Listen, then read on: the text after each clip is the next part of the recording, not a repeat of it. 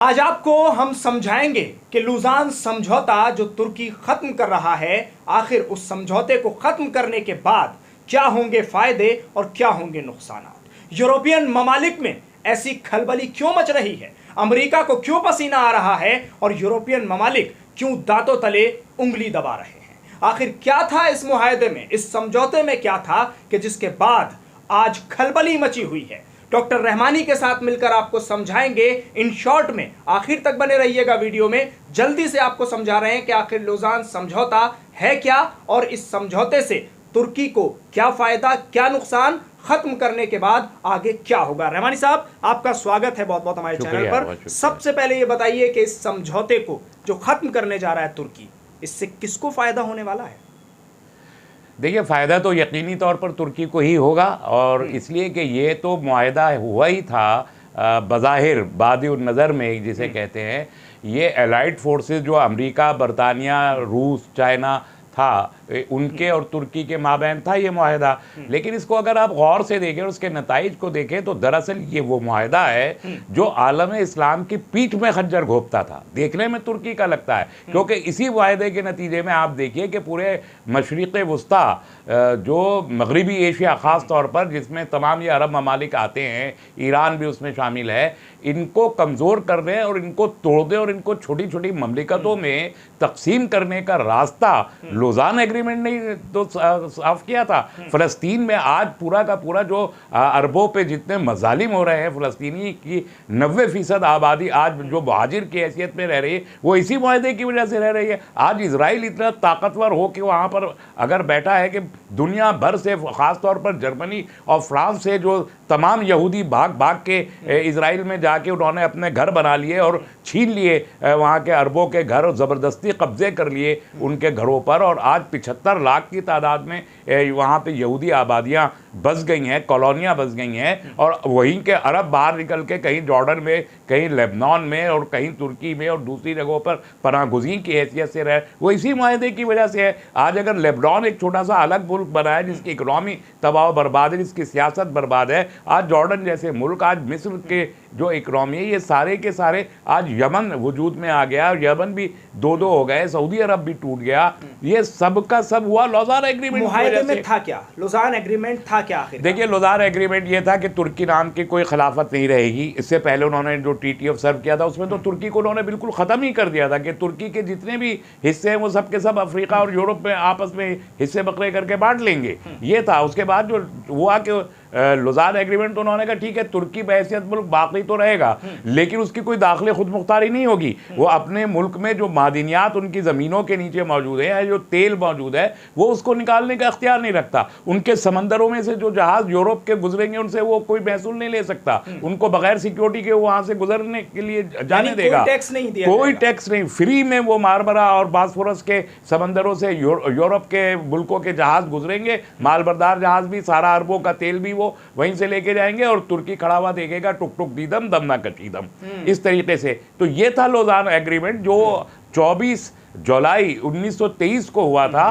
कहा यह जाता है कि वो 100 साल के लिए था, तो अब 24 जुलाई को वो 100 साल पूरे हो जाएंगे, एक महीने के बाद। इसका काउंटर ये किया जाता है कि वो तो उसकी मुद्दत तय नहीं थी, अनलिमिटेड। अब ये जिन लोगों को उससे फायदे हैं, आज अगर पूरा का पूरा यूरोप खड़ा हुआ है एक ताकत के साथ, उस वक्त कौन ताकत में था बताइए? जिस वक्त ये मुआहदा हुआ तो अमेरिका की क्या ताकत थी? आज से 100 साल पहले अमेरिका ऐसा मुल्क नहीं था जैसा जो आज वो जो सेवरल ट्रिलियन की इकोनॉमी बना हुआ है, दुनिया की सबसे बड़ी फौजी कुव्वत बना है। 100 साल पहले ऐसा अमेरिका नहीं था, बहुत कमज़ोर अमेरिका था। उस वक्त यूके बहुत ताकतवर था, आज यूके निस्बतन कमज़ोर है। लेकिन इनकी तमाम जितनी यूरोपियन यूनियन की कंट्रीज़ हैं, 26 कंट्रीज जो शेंगेन कंट्रीज़ कहलाती हैं, उनके नाम भी लोगों को याद नहीं होंगे, सब के सारा पूरा एक ईसाई ब्लॉक है। वो कब बना, कैसे बना? इसी सूरत में बना। नाटो कब बना? 1949 में। इस लुज़ान एग्रीमेंट में तुर्की और इस मुस्लिम ममालिक को जब बिल्कुल कमज़ोर कर दिया तब नाटो बना है, जो एक फौजी अलायंस है। सवाल नाटो पर भी उठेगा, तुर्की नाटो का हिस्सा है अभी तक,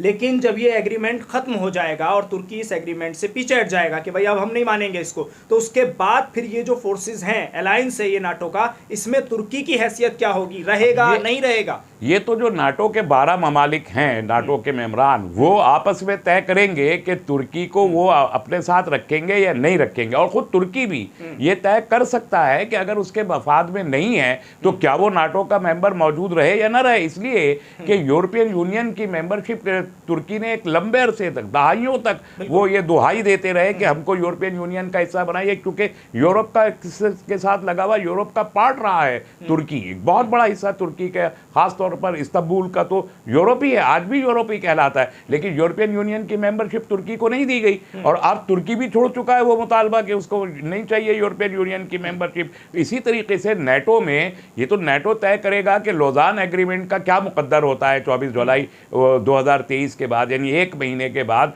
लोजान एग्रीमेंट का क्या मुकद्दर होगा, उसी पर डिपेंड करेगा कि नाटो में तुर्की की शमूलियत किस तरह होगी या नहीं होगी। रहमानी साहब, एक आखिरी सवाल जल्दी से आपसे जानना चाहेंगे कि अब तुर्की पर क्या फ़र्क पड़ने वाला है रजब तैयब अर्दोगान के जीतने के बाद, और ये एक खुद में बड़ा फैसला, कई बड़े फैसले हुए, ये खुद में एक बड़ा फैसला है, इसके बाद अब हुकूमती ख़जाना और वहाँ की आवाम के ऊपर इसका क्या असर पड़ेगा? देखिए, तुर्की में दाखिली तौर पर आवाम बहुत मजबूत है और तुर्की भी जानता है कि मुस्तकबिल में क्या क्या कुछ होने वाला है। इसलिए आप अगर गौर से देखें तो तुर्की ने अपनी इकनॉमी को बड़ी हद तक इंडिजिनस बनाया है। इंडिजिनस का मतलब यह है कि उन्होंने दाखिली तौर पर ख़ुद को हर मामले में खुद कफील और खुद मुख्तार बनाने की कोशिश की। यानी वो आज वो हथियार भी बनाते हैं तो सारी दुनिया उनका हथियार ख़रीदना चाहती है। उनके ड्रोन जो है अभी रूस और यूक्रेन की जंग में इस्तेमाल हो रहे हैं, उनकी गन्स सारी दुनिया ख़रीदना चाहती है, उनके ऑटोमोबाइल इंडस्ट्री, उनकी कंस्ट्रक्शन इंडस्ट्री, उनकी ट्रेडिंग, जो सारी दुनिया में वो अपने आप में दाखिली तौर पर बहुत मजबूत है। करेंसी उनकी डाउन हो रही है और महंगाई उसकी वजह से कुछ बढ़ रही है, लेकिन आप ये याद रखिए कि 40 साल में ईरान की करेंसी को ज़ीरो पहुंचा दिया अमेरिका में, मगर करेंसी के डाउन हो जाने से किसी मुल्क की तरक्की नहीं रुका करती है। इसी तरीके से तुर्की की भी आने वाले दिनों में यूरोप के लोग तुर्की को बहुत परेशान करने वाले हैं, बहुत ज़्यादा उनके ऊपर इकोनॉमिक सैंक्शंस लग सकते हैं, उनके साथ तिजारती मुकातिया उनका हो सकता है, बहुत से सीज डालने की कोशिश हो सकती है। लेकिन उनकी जो एक नंबर एक उनकी दाखिली खुद मुख्तारी और दाखिली खुद कफीली उनके एक बहुत बड़ा हथियार है। दूसरी तरफ उन्होंने अपनी जो पॉलिसी, फॉरेन पॉलिसी बनाई है, उसमें अब यूएस से ज़्यादा वो जो एशिया की फोर्सेस हैं, उन एशियाई फोर्सेस, चाहे वो मगरबी एशिया के अरब ममालिक के साथ, उनके सऊदी अरब से बहुत अच्छे ताल्लुकात हुए, उनके ईरान से बहुत अच्छे ताल्लुकात हुए, जो इस वक्त खित्ते में बहुत मजबूत ताकत है।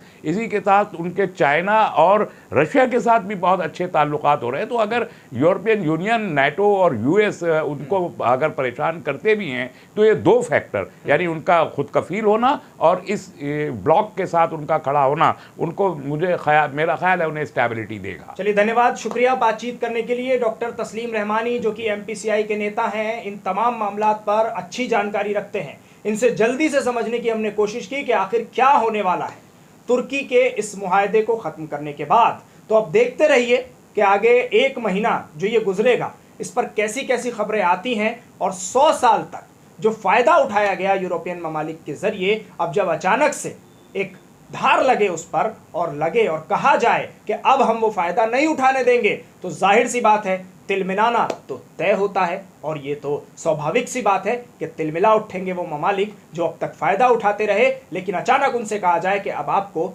फ़ायदा नहीं उठाने देंगे। शुक्रिया हमारे साथ जुड़ने के लिए। हर खबर पर बने रहिए, सब्सक्राइब ज़रूर करिए और फेसबुक पर लाइक ज़रूर करें। धन्यवाद।